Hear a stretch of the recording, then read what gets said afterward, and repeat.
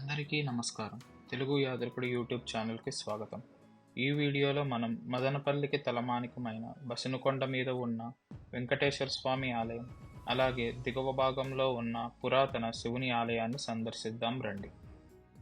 నేను బసినకొండని మెట్ల మార్గం నుండి ఎక్కుతున్నాను. ఇంకో రూట్ ఉంది. ఇప్పుడు ఈ రూట్లో బండి వెళ్ళడం కూడా కష్టం, కానీ మెట్లు తక్కువ ఉంటాయి. పుంగనూరు రోడ్లో రిలయన్స్ పెట్రోల్ బంక్ పక్కన ఉన్న ఎన్వీఆర్ లేఅవుట్ ఆర్చ్ ఆపోజిట్ వీధిలో నుండి మెట్ల మార్గం స్టార్టింగ్ పాయింట్ చేరుకున్నాను.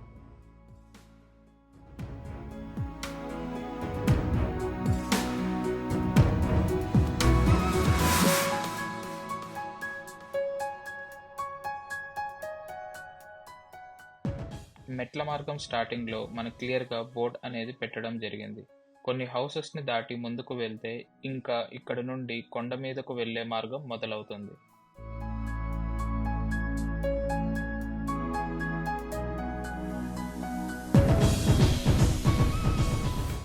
మీరు బసినకొండ ఎక్కేటప్పుడు ఖచ్చితంగా మీతో పాటు వాటర్ క్యారీ చేయండి.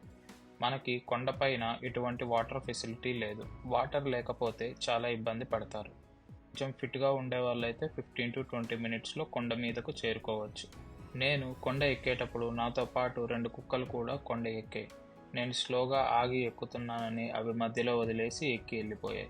సగం మెట్లు ఎక్కాక మదనపల్లి టౌన్ వ్యూస్ చాలా అద్భుతంగా ఉన్నాయి. ఎన్ని ఊర్లు తిరిగినా బసినకొండ మీద నుండి మదనపల్లిని అలా చూస్తూ ఉంటే ఆ తృప్తే వేరుగా ఉంటుంది నాకు.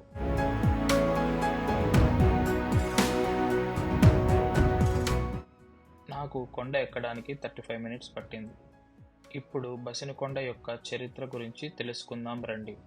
పూర్వం విజయనగర సామ్రాజ్య పాలేగారులు అయిన బసవన్న అలాగే మాదన్న మదనపల్లిని పరిపాలించేవారు. వారి పేర్ల మీదగానే బసవన్న కొండ, మాదన్న కొండ అని ఇక్కడ జంట కొండలను పిలవసాగారు. కాలక్రమేణా ఇవి బసినకొండ, మాదినకొండగా పిలువబడుతున్నాయి. ఇక్కడ గుడి ఎప్పుడు ఎవరు కట్టారు అనే దాని మీద స్పష్టత లేదు.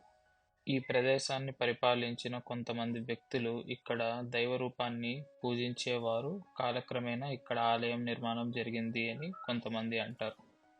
అలాగే ఇంకొంతమంది వెంకటేశ్వర స్వామి ఈ భూమి మీద మొట్టమొదటిసారి అడుగుపెట్టిన ప్రదేశం ఇది అని, ఆ తాకిడికి ఈ కొండ తట్టుకోలేకపోవడంతో స్వామివారు తిరుమల కొండను ఎంచుకున్నారని కూడా చెప్తారు. ఏ విధంగా చూసినా గుడి మాత్రం చాలా చారిత్రక నేపథ్యం ఉన్న పుణ్యక్షేత్రం అని మనం చూడవచ్చు.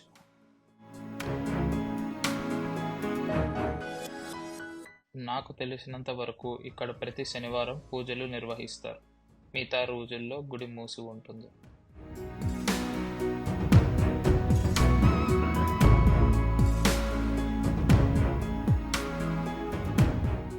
ఇలా వెళ్తే బసినకొండ ఇంకో రూట్ వస్తుంది, కానీ ఇప్పుడు నేను మళ్ళీ వచ్చిన మార్గం నుండే కిందికి దిగుతాను.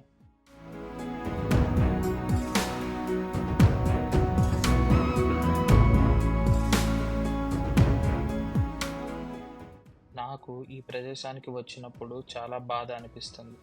ఎక్కడ చూసినా చెత్త వేసి ఉంటారు.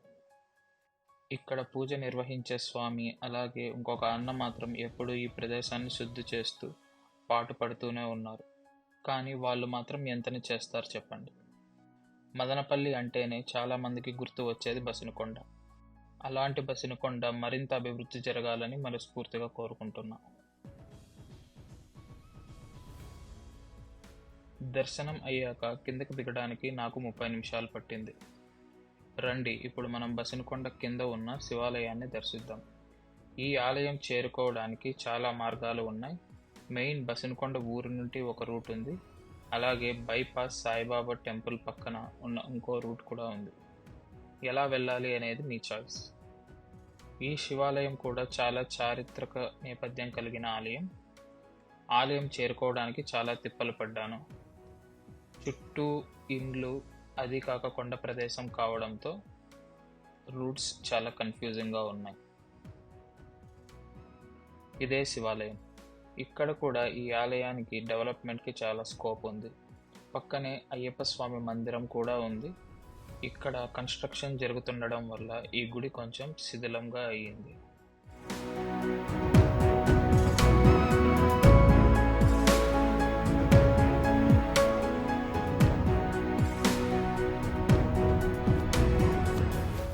మన మతాన్ని పాటించు, ఇతర మతాల్ని గౌరవించు అనే సిద్ధాంతాన్ని నేను చాలా గట్టిగా నమ్ముతాను. ఎంతో చారిత్రక నేపథ్యం కలిగిన ఈ 2 ఆలయాలను మనం కాపాడుకోవాల్సిన బాధ్యత ప్రతి ఒక్కరిది. దానికి తగ్గ కృషి ఎవరి స్థాయికి తగ్గట్టు వారు ఖచ్చితంగా చేస్తారు అని భావిస్తాను. ఈ వీడియోని మీ సర్కిల్లో షేర్ చేయండి. ఈ వీడియోకి కనీసం 3000 వ్యూస్ అలాగే 200 లైక్స్ వస్తాయి అని భావిస్తున్నాను. ఇలాంటి మరిన్ని వీడియోస్ కోసం తెలుగు యాత్రికుడు యూట్యూబ్ ఛానల్ని సబ్స్క్రైబ్ చేసుకోండి. ఈ వీడియో కోసం మీ సమయాన్ని ఇచ్చినందుకు ధన్యవాదాలు. మరొక వీడియోలో మళ్ళీ కలుద్దాం.